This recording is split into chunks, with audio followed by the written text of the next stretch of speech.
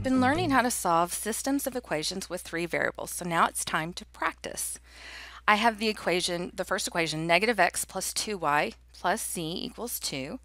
The next equation, y equals negative 2x plus 3.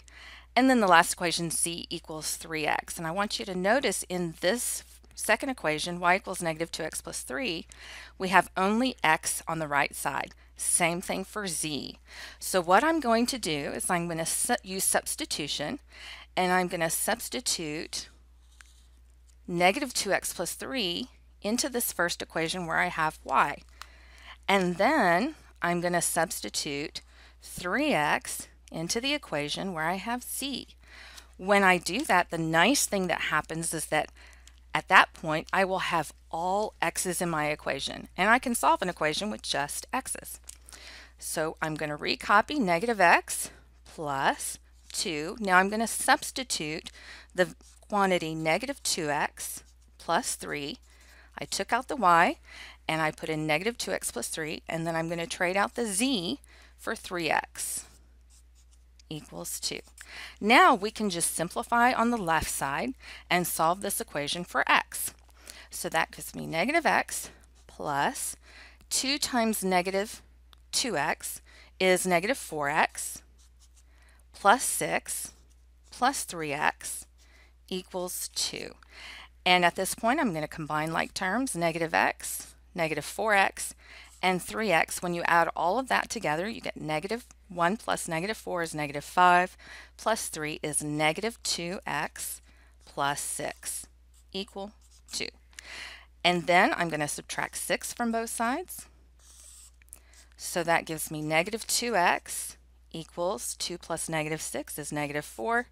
Last thing I need to do is divide both sides by negative 2. And that gives me x equals 2. Once I have that value for x, I can now substitute that back into one of my equations and solve and get a different variable.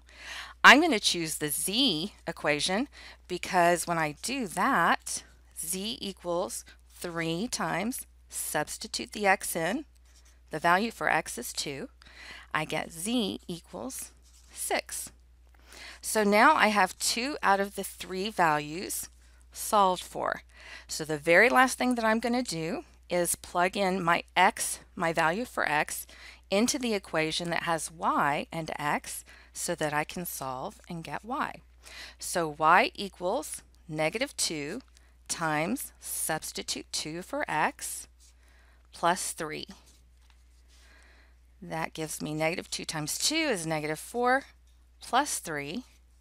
And then y equals negative 4 plus 3 is negative 1.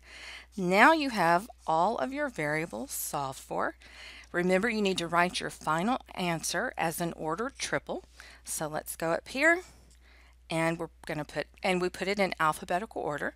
So I put the value for x, which is 2, first, then negative 1 for y, and then 6 for z. So the ordered triple that solves all of these equations is 2, negative 1, 6.